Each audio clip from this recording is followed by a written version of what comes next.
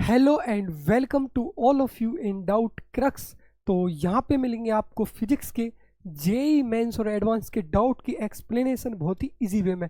तो जो भी कोई आपका डाउट हो आप हमारे पास सेंड कर सकते हो। नीचे आपको टेलीग्राम का लिंक दे रखा है डिस्क्रिप्शन में, वहाँ पे जाइए और अपने डाउट सेंड करिए और उनका सॉल्यूशन बहुत ही इजी वे में यहाँ से लीजिए। तो उसी सीरीज में आज आपका क्वेश्चन है जेई मेन 2024 का।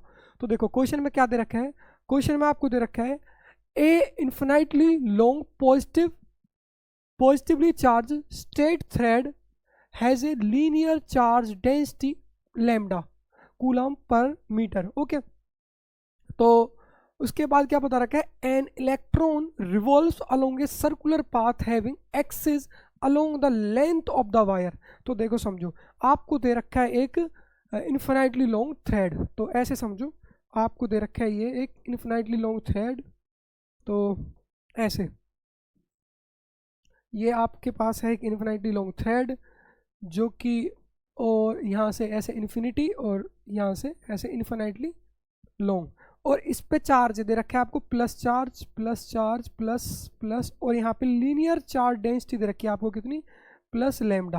राइट, पहला कॉन्सेप्ट। और दूसरा क्या बता रखा है आपको इसमें, दूसरा इसमें बता रखा है an electron revolves along a circular path having axis along the length of the wire. तो आपको इसमें बता रखा है कि इसके सराउंडिंग में एक इलेक्ट्रॉन रिवॉल्व कर रहा है सर्कुलर पाथ में। ऐसे यहाँ पे कुछ ऐसे सर्कुलर पाथ में इलेक्ट्रॉन रिवॉल्व कर रहा है। राइट, और ये यहाँ पे, अब इसके बाद इसमें क्या पूछा है आपको, the graph that correctly represent the variation of the kinetic energy, the variation of kinetic energy of electron as a function of radius of circular path from the wire is। तो यहाँ पे आपको पूछ रखा है। उसके बाद हमें बताइए कि जो इस इलेक्ट्रॉन की काइनेटिक एनर्जी है ना, उसकी काइनेटिक एनर्जी और जो इसकी रेडियस है उसके बीच का क्या रिलेशन है। मैंने माना यहाँ पे कि इसकी जो रेडियस है वो है आर। राइट, अब काइनेटिक एनर्जी वर्सेस आर के आपके पास ग्राफ दे रखे हैं, फर्स्ट सेकंड थर्ड फोर्थ। इसमें से पूछा है कि कौन सा रिलेशन करेक्ट है। पहले तो समझो, आपके पास जो यहाँ पे इलेक्ट्रॉन है वो क्या कर रहा है, यहाँ पे वो कर रहा है सर्कुलर मोशन। क्या कर रहा है, सर्कुलर मोशन। जब भी कोई भी पार्टिकल सर्कुलर मोशन करता है तो उस पर नेट फोर्स टुवर्ड सेंटर क्या होती है, सेंट्रीपिटल फोर्स। उस पर क्या लगती है, सेंट्रीपिटल फोर्स। देखो, सेंट्रीपिटल फोर्स खुद में कोई फोर्स नहीं होती, जो भी फोर्स नेट टुवर्ड सेंटर लगती है उसी को कह देते हैं हम सेंट्रीपिटल फोर्स।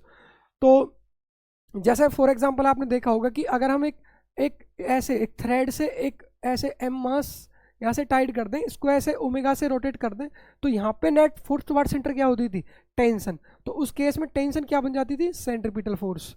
राइट, वैसे ही यहाँ पे, वैसे ही इस केस में नेट फोर्स टुवर्ड सेंटर क्या लग रही है, नेट फोर्स टुवर्ड सेंटर अगर यहाँ पे देखें तो यहाँ पे लग रही है इलेक्ट्रोस्टैटिक फोर्स। तो हमारे पास जो इलेक्ट्रोस्टैटिक फोर्स है वही क्या बन जाएगी, सेंट्रीपिटल फोर्स। तो एफ ई ये बन जाएगी क्या, एफ सी। और यहाँ पे इलेक्ट्रोस्टैटिक फोर्स कितनी लग रही है, देखो यहाँ पे इस पॉइंट पे इलेक्ट्रोस्टैटिक फोर्स के लिए पहले हमें पता होना चाहिए इलेक्ट्रिक फील्ड कितनी है। यहाँ पे इस पॉइंट पे इलेक्ट्रिक फील्ड हो जाएगी 2k lambda by r and into q E. E कितना है हमारे पास, ये, और ये हो जाएगी कितनी, M V square divide by R. Right, इतना हुआ आपके पास।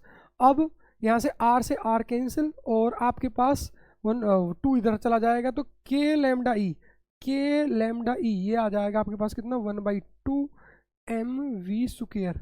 तो काइनेटिक एनर्जी आपके पास कितनी हुई, के लैम्डा ई, के कांस्टेंट, लैम्डा कांस्टेंट, ई कांस्टेंट। तो आपके पास जो काइनेटिक एनर्जी इलेक्ट्रॉन की वो क्या आ गई, कांस्टेंट। मैं क्या कह सकता हूँ, के ई। इस के काइनेटिक एनर्जी क्या आ गई, कांस्टेंट। इसको बोल सकता हूँ मैं कांस्टेंट। तो अब देखो, जब काइनेटिक एनर्जी तुम्हारे पास कांस्टेंट है तो इसका मतलब यहाँ पे काइनेटिक एनर्जी इंडिपेंडेंट आ रही है रेडियस ऑफ द सर्कल पे। तो यहाँ पे कौन सा ग्राफ राइट है, तो देखो यहाँ पे ये ग्राफ राइट हो जाएगा। यहाँ पे काइनेटिक एनर्जी इंडिपेंडेंट आ रही है आर पे। तो बहुत ही सिंपल क्वेश्चन कॉन्सेप्ट था और बहुत ही सिंपल क्वेश्चन था। तो आई होप कि आपको समझ में आया होगा। तो ऐसे ही देखते रहिए और ऐसे बने रहिए हमारे साथ डाउट क्रक्स पे।